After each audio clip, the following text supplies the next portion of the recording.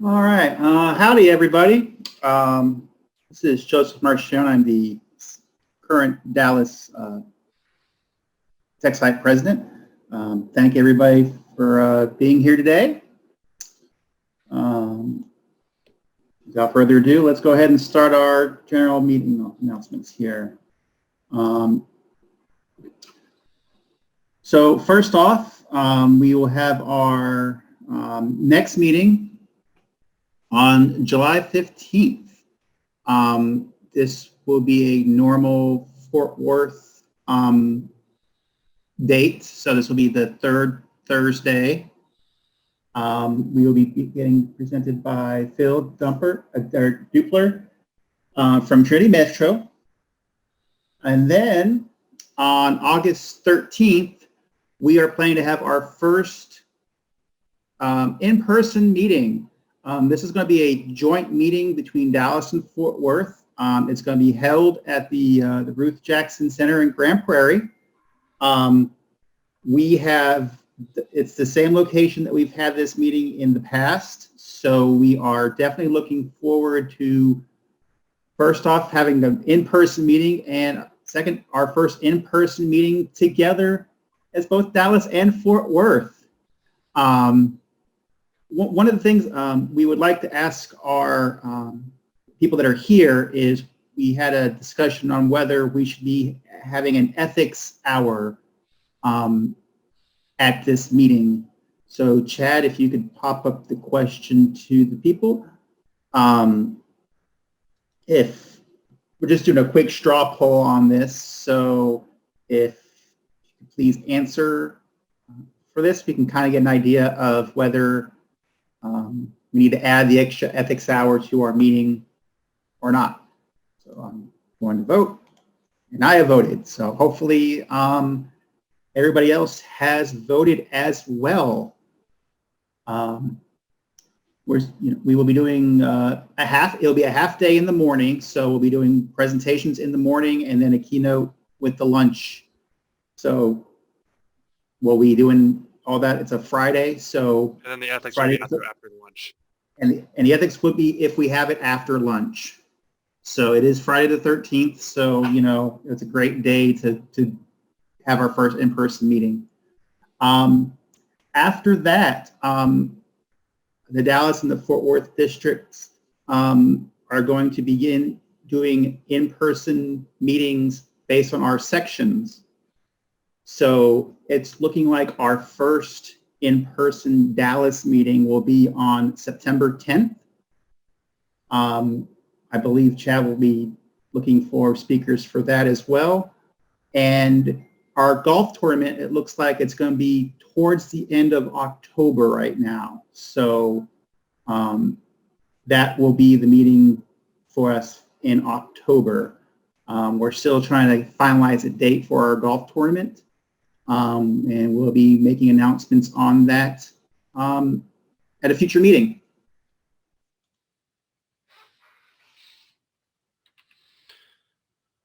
I've closed the polling, so I'll send that out to the officers, the results of that. Joe, you're on mute.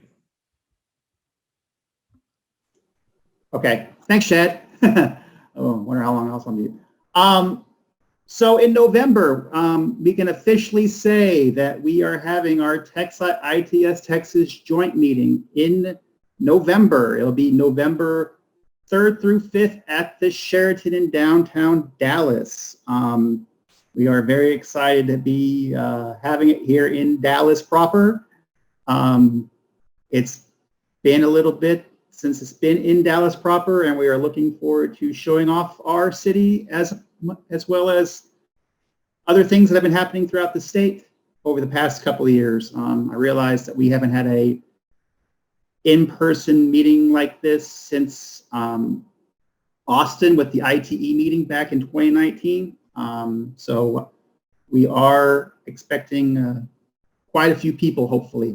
So if you haven't started talking to your superiors about getting funding to attend this meeting, considering that we are all in the Dallas-Fort Worth area, it's not hopefully that far for y'all, but One thing I do like to mention is that the call for abstracts to present at the meeting is currently open. It will be open until next Friday, the 18th.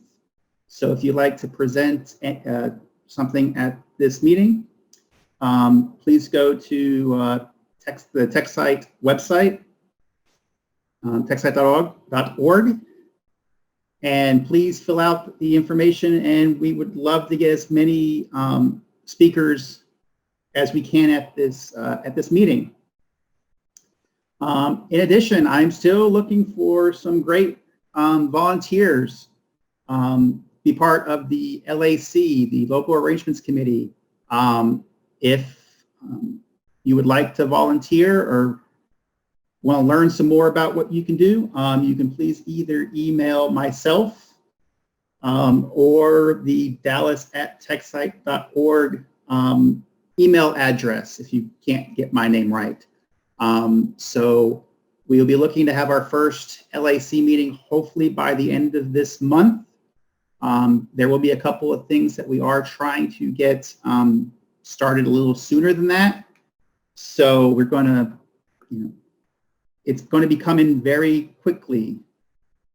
November 3rd through 5th, it'll be coming very quickly. So we'll be needing as many volunteers as possible, especially with the amount of people that we're expecting to come. All right. Joe, there was a question. Will volunteers have to pay for the fees?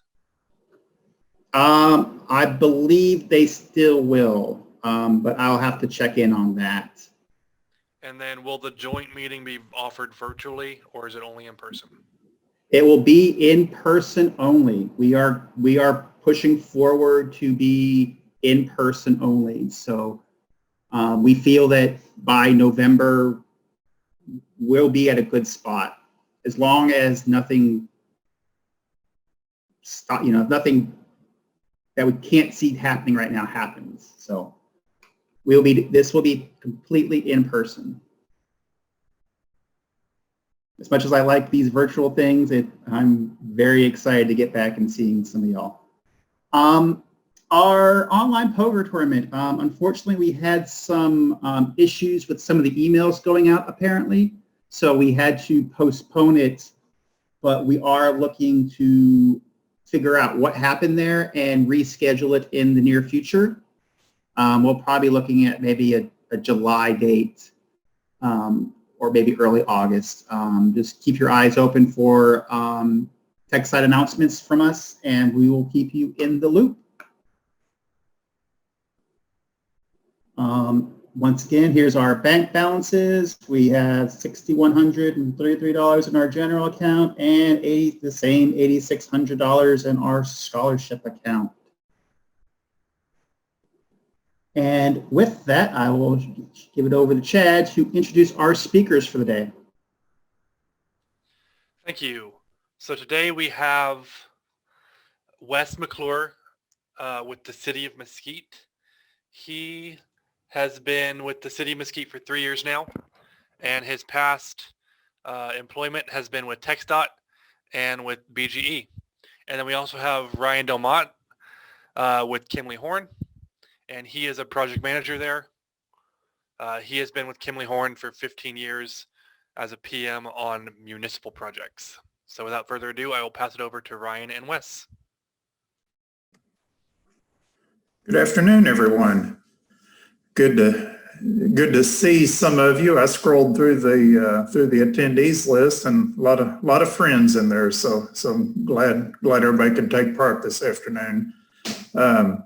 This will be a little bit different from most of your TechSite presentations. There won't be any formulas. There won't be any formulas for you to try to remember or look for. But Ryan and I kind of joked about that on the side, that not the usual, but we think we've got some wrinkles. And I will tell you, as an engineer at the city, I am seeing a lot of interest in infill and putting places where things just haven't been before. So I think that this is a very timely topic, whether you're working in a downtown or or you're working somewhere else. Ryan, would you like to introduce yourself, and then I'll take the next couple of slides? Sure. Thanks, Wes. Yeah, as the introduction mentioned, been with Killenhorn for 15 years, mainly doing municipal work, and I know there's 5 or 6 of my colleagues on here, and y'all know that I am not a traffic engineer. I design roads and drainage mostly, but this project had a little bit of everything. So that's why I'm here talking to y'all today, and just looking forward to telling you all about it. Yeah, very good. So, Brian, next slide, please. Several years ago, Mesquite citizens and civic leaders and downtown stakeholders, business owners, property owners, et cetera, started to coalesce about the need to revitalize our downtown. It had kind of been the same for quite a while. And as you know, if things stay the same, they generally tend to degrade to some degree, but that's just basic law of entropy. Proud to say that my fellow citizens, I live in Mesquite. In fact, I almost live on the map. I was looking at it to see if my house shows up. But you know, we finally got the groundswell and the interest and the council's commitment to proceed. And with that, we started to identify, so what is our downtown area? And the blue is the square, just the basic part of downtown. The magenta or the pink is, you know, a general area of activity that you could define as downtown. And then the light green that may be a little bit hard to see are the major approaches into downtown, including some things like Mesquite High School, our historic district, and some things that you associate with greater downtown, if you will. So downtown is under the umbrella of the National Main Street Program. And the National Main Street Program is rooted in historic preservation. And so we're not about tearing down and redoing. We're not that at all. What people like about downtowns, whether it's Mesquite or some of the others that you might visit or have in your own hometown, is a unique place with its own sense of community. And so everything about our downtown restoration is centered in keeping what we have, making it better, and looking for these opportunities to add to. And that's where Ryan and I come in on Front Street Station. So Ryan, if you'll give us some background on the overall plan, and just a fun slide from 100 years ago. In fact, you could probably pick one of these streets and you'd find the interurban running down through the middle of it at the same time. And some of these very buildings are still here. So this is Main Street West. Pardon? Looking west. Looking west on Main Street, yes. So on the right-hand side are some of the buildings that are actually still in existence. The large 2-story one is dominant in our downtown. The side on the left mostly got bulldozed, and I think there was a fire back in the day. But so we've got a little downtown square on that side, but it competes with parking and a lot of other things. So that leads into what Ryan did in his team. Thanks, Wes.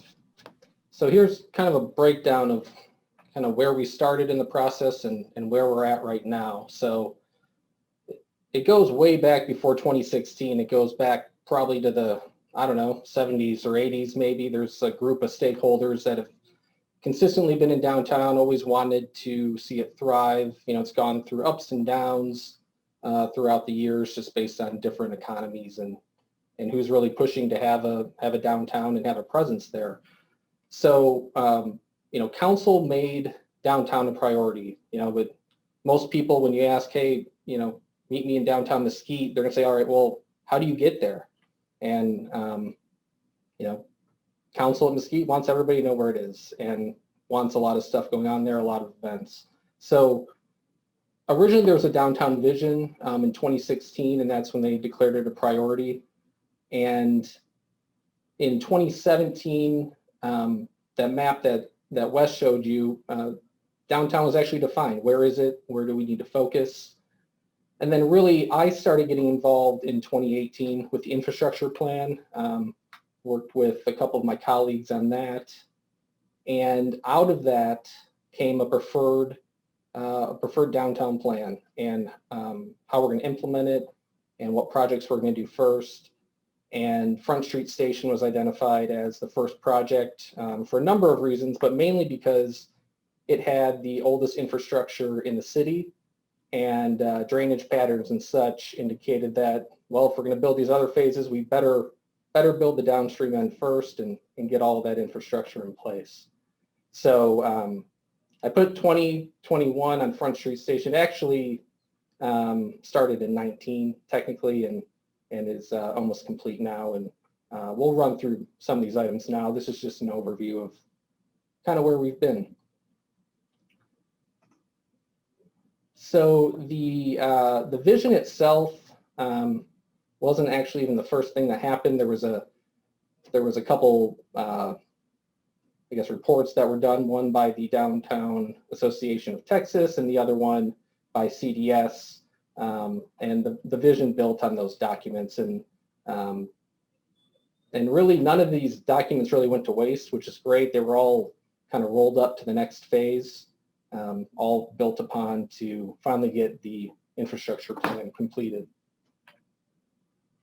Just an example of kind of what happened during the visioning, kind of a charrette style, hey, circle what you like, what do you want downtown to be, super high level. That was done in 2017. And then out of that, they came up with a statement on how to move forward with downtown. So they wanted an energetic, family-friendly environment, wanted it to be appealing to all ages, and really wanted it to attract people for dining, shopping, living. There's a big residential area around downtown, and celebrating. So good event spaces, and I think they identified their farmers market as wanting to have that as a recurring event down there. And then came the priorities. So a lot of these are very intermingled, but from an infrastructure standpoint, which is what we're really going to hone in on today, they wanted to connect to their South Park. They wanted some common grease traps. They wanted to attract restaurants in to the downtown area. So as part of Front Street, we actually have grease traps under the road that restaurants can connect to. They're shared grease traps that are under the pavement. And then obviously beautification, events, and development. And then, so I kind of got in here, 2018 infrastructure plan. So got this vision, how do we do it? Where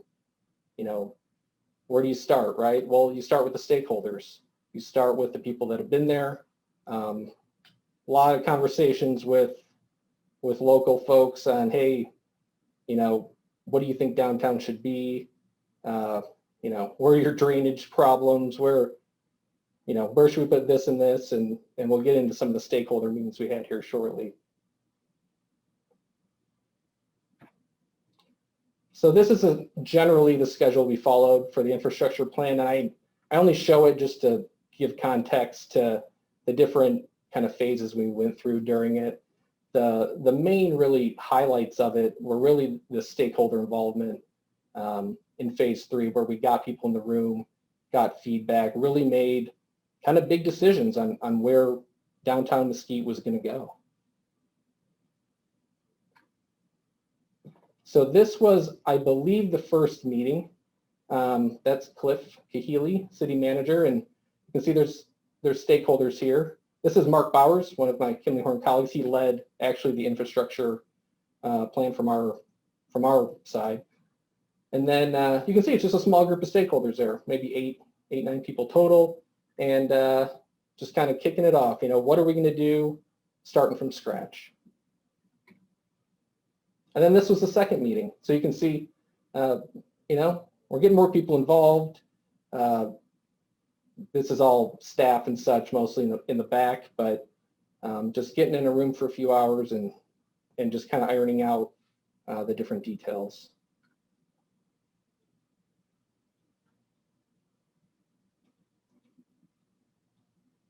So here's the downtown limits. It's kind of odd. You'll see this black line in here, and you're like, why does it go down Gibson? Well, this is City Lake Park down here. This is one of the priorities for the infrastructure plan. Let's make sure that we can connect people from our main downtown area down to the park and back.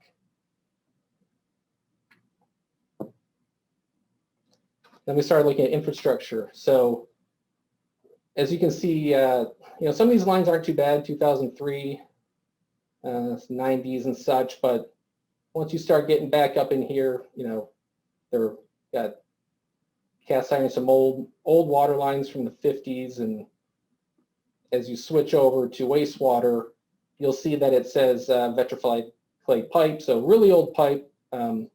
1900 just means they have no idea when it was built. I think that's just the default number that goes in there. So you can see this is some of the oldest infrastructure there. So if you're going to redo downtown, you really got to start at the bottom naturally, and you work your way back. This is one of my favorite slides, actually. The existing drainage infrastructure in downtown. So I have somewhat of a drainage background, and there really isn't any. There was almost no drainage downtown. So that was one of our big tasks, is how do we drain this? They had continual issues on a lot of the streets. You can see this big system over here that was put in with Beltline, but really the drainage areas in here all just kind of go up and go along the railroad and go into the creek. Again, just showing the existing park down here. And then there's actually a square there today. It's got a little gazebo on it. I'm not sure if it shows up in any of our pictures, but there is one. And then just land use. Mostly commercial down here, kind of bounded by some public areas and single family, but also there's some undeveloped spots as well. I mean, decent amount of undeveloped, and you'll see this green one here along Front Street. You'll see that later on. That's also known as McCullough Plaza. You'll see it pop up on a few of our slides. So this is my tie-in to traffic engineering right here. This might be as technical as we get on traffic. It'll be parking and circulation. So I'm expecting a lot of notes and criticism from my colleagues after this call. So one of the main issues the stakeholders brought up was parking. We need more parking. We need the parking to be close. Don't get rid of our parking. Don't move our parking. Super concerned about parking. So naturally, we looked at parking as part of the downtown infrastructure plan. So the blue's the building footprints. Green is all the off-street parking. Some of it is kind of private parking, quasi. Some of it's public parking, but overall, this is the parking you've got in the downtown area. And then just looking at existing land uses, so you can see, as I was saying, government, this is a city-owned parking lot here. This is actually a private lot owned by Wells Fargo. It's a big Wells Fargo building. And then just, a lot of on-street parking, but no parking garages, nothing like that. A lot of people just using what they can find. So these are actually to scale. The left one's a Walmart, and the right one is the downtown area. And we only show this because we got a lot of feedback. Hey, your plan shows parking a little bit farther away from the buildings than what we have now, especially on Front Street. We don't want to walk that far. We don't want our patrons to have to walk that far. And really, it's much closer than if you went to Walmart. So that's one of the main reasons we show that.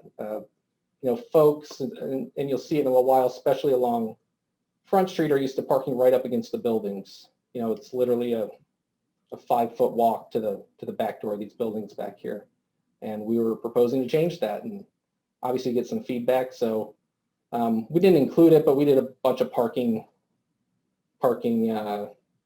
count, you know, how many spaces do you have now, how many spaces you're going to have, just making sure that we weren't really putting a future constraint on the downtown as part of the infrastructure plan. So kind of zoomed in a little bit here. The yellow is kind of the main road. So Galloway is a city street, I believe. Just, you know, kind of arterial type street there. And then Main Street and Davis act as, you know, one-way couplets. So you got westbound Main Street, eastbound Davis Street, and these are actually TxDOT roads under TxDOT jurisdiction. The city's wanting to eventually get those back as part of being able to implement everything they want to do downtown. But we looked at that as well. You know, I think it might, no, it's a couple sheets back, but our typical sections for downtown actually show it still as one-way streets, only because it's kind of an unknown. You know, when's that going to happen? Again, just not putting constraints with assumptions on the downtown area.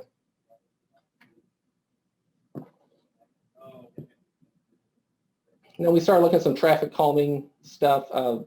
Really, none of this is implemented yet because these would be more on the main roads. But as part of the planning, like, okay, you know, if you go back up to these one-way streets, most of this traffic today is actually, it's cut-through traffic.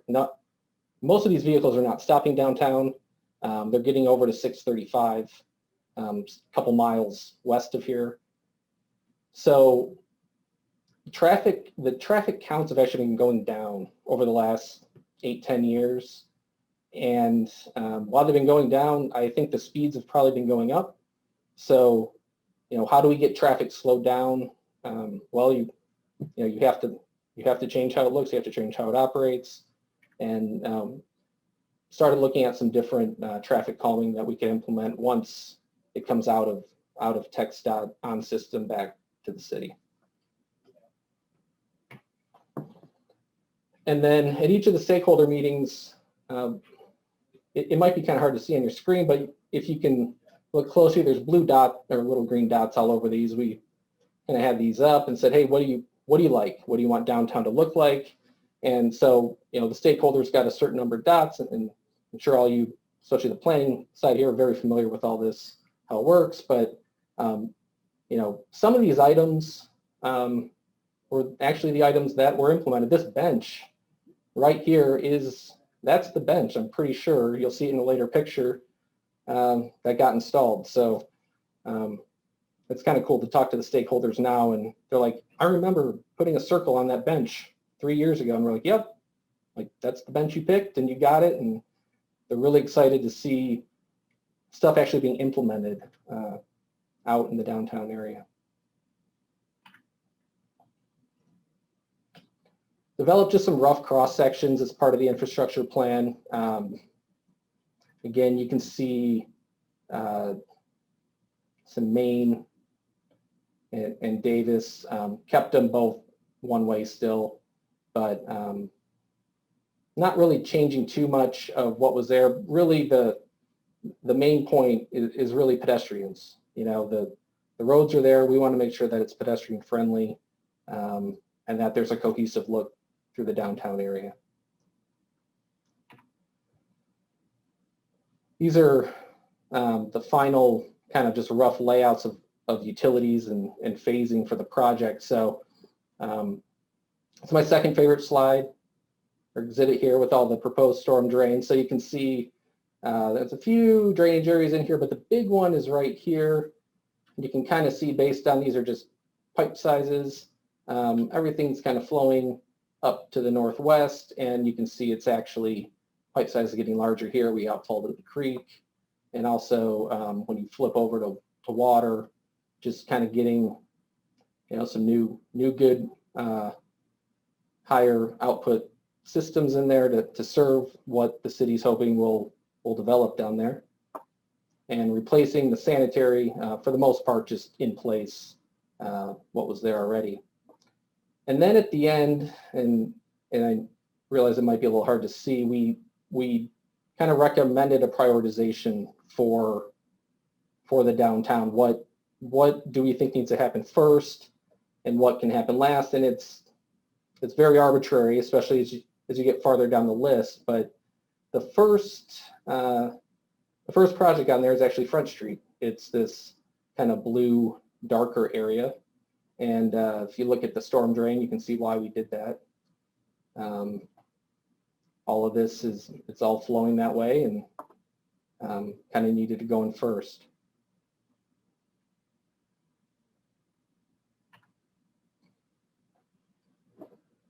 So at the outcome of the infrastructure plan, we had this preferred downtown plan, and it doesn't necessarily extend to every single street in downtown, but it's really focused on the main core of the downtown area. So this is Front Street up here, Main westbound, Davis eastbound that we talked about, and then event space in the mill. And there's probably 6 or 7 iterations of what this event space actually looks like, because it depends on this Wells Fargo actually selling their parking lot back to the city or to a developer that wants to do something with that space. So that we've got some other ones that don't show anything here, and show a different kind of venue there, things like that. But at the end of the day, this angle here that comes up from the Front Street area all the way down, and you'll see it on one of the structures that's actually built out there.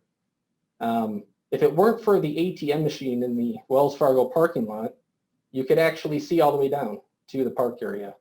And that's kind of how the angle's set, connecting the downtown area down to the park, City Lake Park. So that people ask, well, why'd you angle it through there? Well, that's why. That's how that angle was set.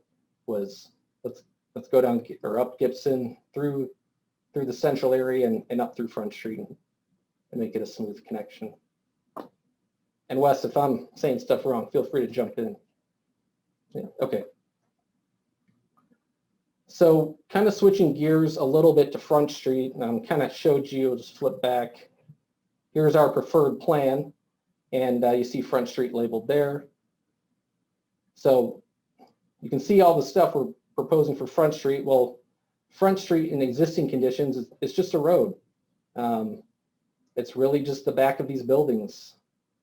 Really the owners and everything, they enter from the back. Some patrons do, but for the most part, folks their storefronts are along Main, and this is just it was kind of no man's land. I mean, you can see these aren't real parking spaces. These are just people parking there that, this used to be railroad right away. The city bought this piece back. It's Union Pacific right here.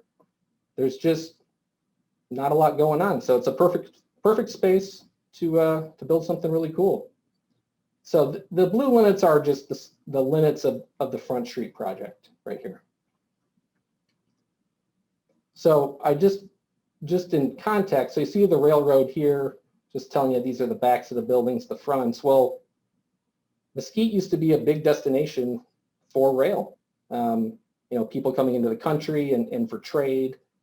And this is the backs of the buildings. You can actually see the tracks up here. So what is now the backs of the buildings used to be the front of the buildings. And it's just kind of interesting, right? Like everyone used to need to use the rail, and they don't, and now they use the roads. So these have become the backs. And I honestly don't know if any of these are still kind of there, Wes. It's hard to tell on those. It's a pretty old picture. I don't think any of these are. Yeah, I think this is a little bit older than some of the other ones.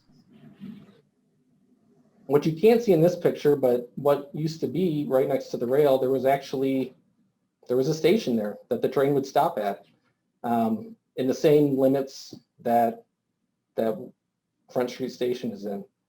I don't know the exact time frame that it was taken down. I want to say about 73, and okay. Quite a few people in town still remember this. In fact, not Amtrak, but passenger trains used to stop there And I've had several people tell me that as kids, that they'd take a little, yeah, I see that, Beverly, thank you. They'd take a little ride into downtown Dallas or downtown Fort Worth and back for a day trip. But I've had several of our older residents tell me about that. And it's kind of a heartbreak to the community when it was taken down. Beverly sent a little message there reminding me that it was taken down in the middle of the night. UP Railroad just came and bulldozed it, you know, and that's what railroads do sometimes, I guess. But so about 73. And as I said, a lot of people remember it. So a lot of people would come up to us and they'd say, well, are you going to rebuild the depot? And we kind of had to, you know, we don't want to build a fake depot. We don't want to build a depot to nowhere, you know, those sorts of things. But Ryan, give you a transition into the thematic elements that you did.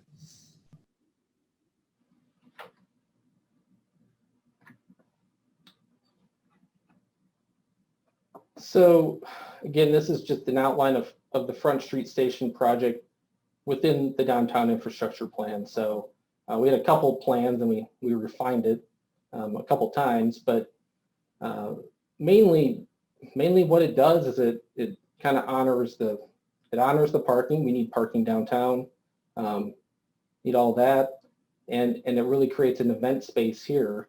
And there's a couple other slides I'll show you.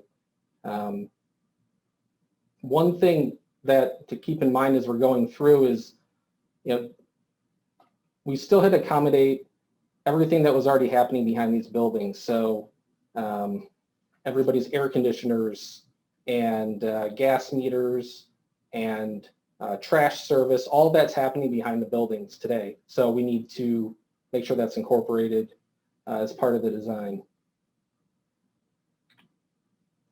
This is just, this was before we started actual design. It was kind of early on, just trying to show mainly what it was going to look like, how's, you know, kind of what can we cram into 100 feet of right of way between these buildings and the railroad.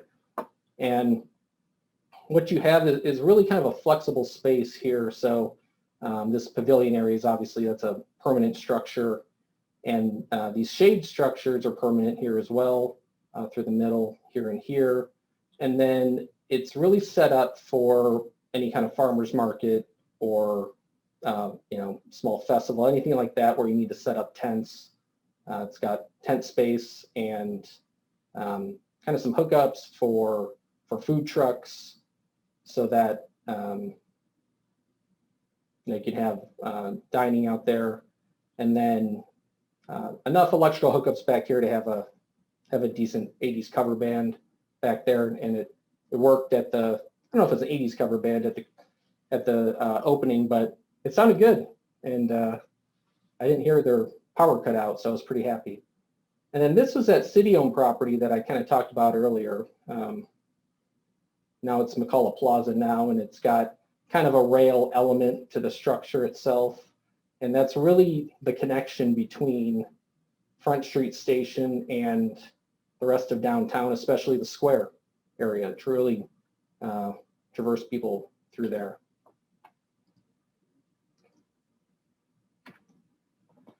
So this is the end of my, this is the last slide on park. No, I got two more on parking. So it's my traffic part of this. So existing space is 60. There's a little kind of approximate sign there because, as I showed you on the other screen, there really wasn't a lot of defined parking. It was kind of, you know, let's just park off the road when we need to. You know, the tenants of the buildings were kind of the opinion that the parking behind their buildings was their property. It was their parking because that's where they had parked for years. And so they're really sensitive to it, like we said, and that's why we kind of put all this parking. I call it the parking pods, the left and right parking pods.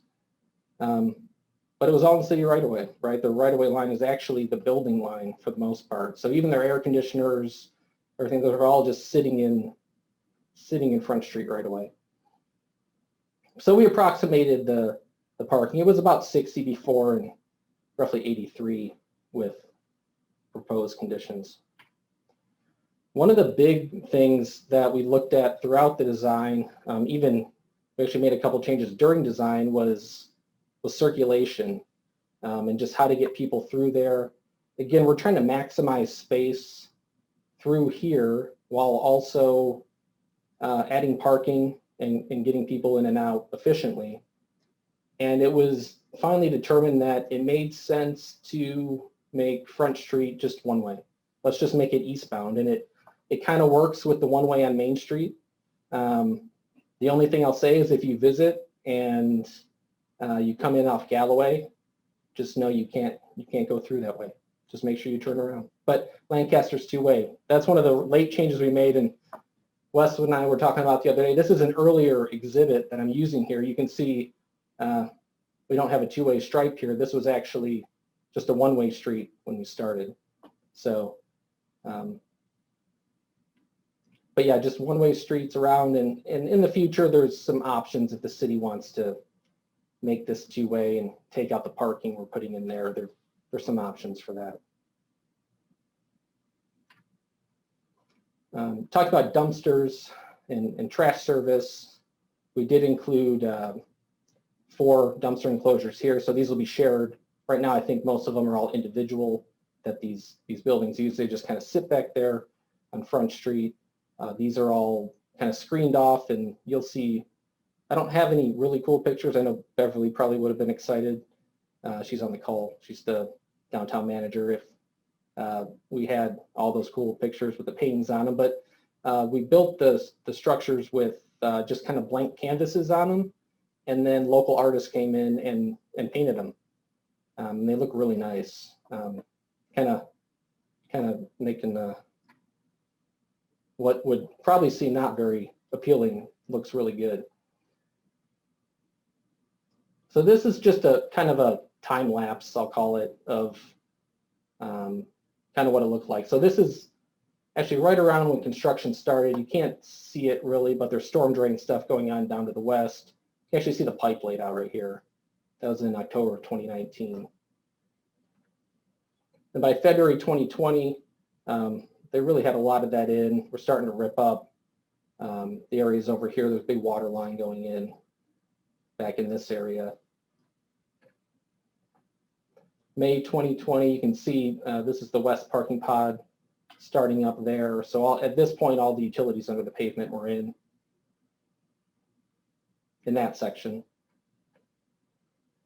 December of 2020, really the majority of the paving work's done. This is the big structure, the pavilion structure, and the plaza structure were in as well. And they were starting to do the shade structures. You can see all the holes there. I think those are the piers, the shade structures there. February 2020, you can see the shade structures are up. Pretty much all the paving's done. They actually redid this road. It got really beat up during construction. And then we had a grand opening. This was last month. Right, Wes? Was it May? Yeah, it was, because it was on my wife's birthday. It's May 22nd. There's me. That's Ignacio. He worked on the project with Kinley Horn. Where are you, Wes? I'm to the left of where you are.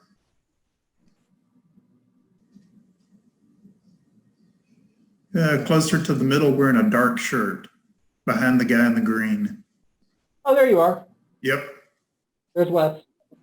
And there's Beverly. She's on the call, downtown manager.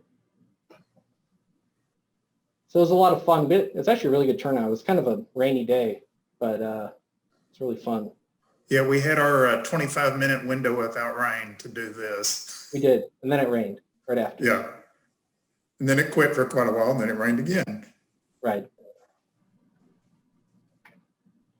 And just got some construction pictures here. These were taken about a week and a half ago.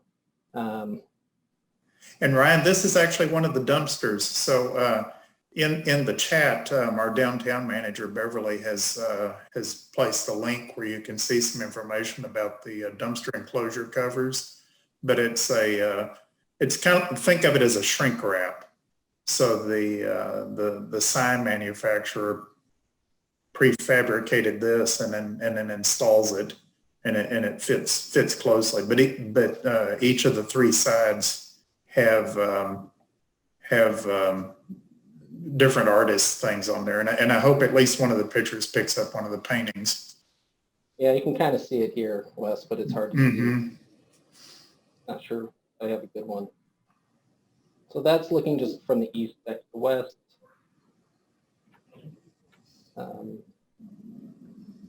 That's the ugly side of the dumpster enclosure, where obviously you open it to service the container, but you can still make it attractive. It's just a mesh metal gate with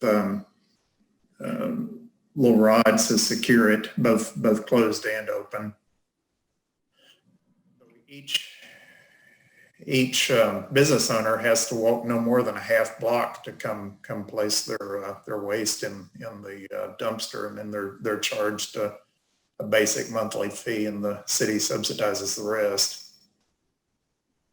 It's an important detail if you ever pick up one of these projects.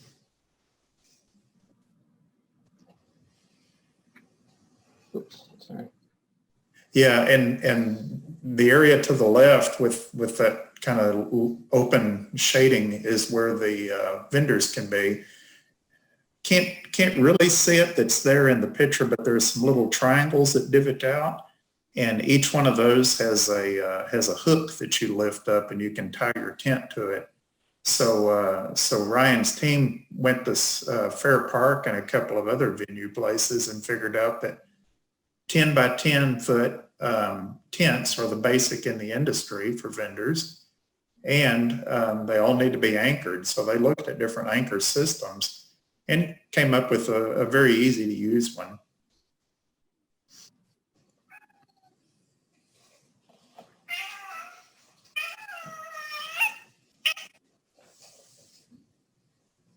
This is another picture. This is where the grand opening was at. The soils are a little, if anybody wants to hear about soils out here, feel free to give me a call. But this structure and the plaza structure, which is right here, these are actually on suspended structural slabs with void boxes. I think the piers are, I don't know, are they 50 feet west that they had to drill down? It's ridiculous. Yes, they're fortresses. Yeah. So, and there's grade beams that go across all over here. It's a pretty stout design that you really wouldn't think about it too much. You probably just think that this is just sidewalk, but there's a lot of rebar underneath this area. A lot of concrete too. And anything else on that list? One thing that's not showing up yet, because they haven't, they've been having material issues, just sourcing stuff, which I'm sure a lot of the folks on the call are familiar with, is there's actually a lighting system that goes up kind of in each of these, and it's a kind of a custom acrylic box that it's got a connected, synchronized lighting system that the city can program for different events or different holidays. So you could have, red and green and Christmas, and whatever they want to do, you can control it and set up predetermined kind of scenarios for them. So that's probably going to be installed in the next couple months, hopefully by July. Wes, I'm thinking. Yes. There's that bench. I told you I'd show you the bench again. There's the bench that they picked out a couple of years ago. That's just looking up one of the side streets. In fact, that was a side street that used to be one way that we changed to two-way. That's Lancaster. And we included a loading zone for the florist. Yeah, that was a big deal. They wanted that real bad. Mm-hmm. And then one thing that hasn't been built yet, Union Pacific identified this crossing as kind of a problem area. You can see it. You actually can't see it real well in here, but this is actually, they finally permitted this crossing here, and that's going in, in the next couple of weeks, Wes? Yes. it's really not a good, safe pedestrian crossing there today. And it's a major pedestrian route to Mesquite High School, which is about 2 blocks to the right or to the east. Mhm. A lot of kids walk this route every day.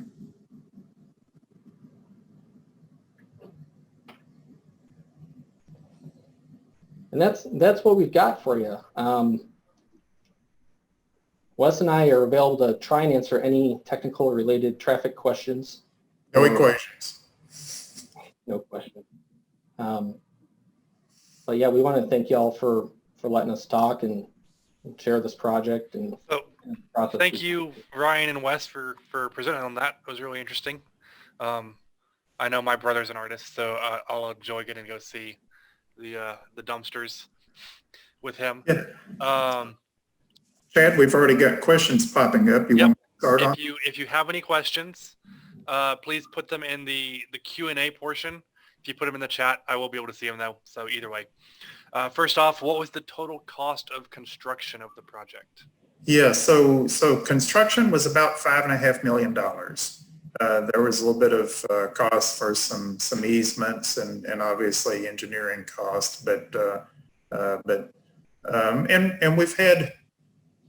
we're working on the 4th change order right now, and they really haven't changed the magnitude of cost. So we're still at about 5.5. And Beverly had put a couple of comments in. She was only able to comment to panelists itself, so I copied the link that she put about the dumpsters in chat to go out to everybody. And then she also mentioned that the tie-ins eliminated the need for anchoring with water barrels or cinder blocks. And that is a very important point. That is how 2 years ago, when the farmers market was meeting in our downtown square, everybody would have to bring sandbags or a water barrel or something like that in order to anchor your tents. But with just the simple detail of the hook embedded in the concrete, you take care of that. So it doesn't look like we're getting any more questions. So with that, I'll go ahead and turn it back over to Joe and Brendan for any final announcements that they may have.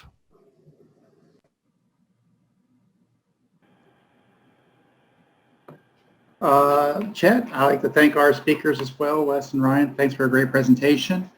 And I think that will be the end of this meeting. Look forward to seeing you all on July 15th. Thank you, everybody.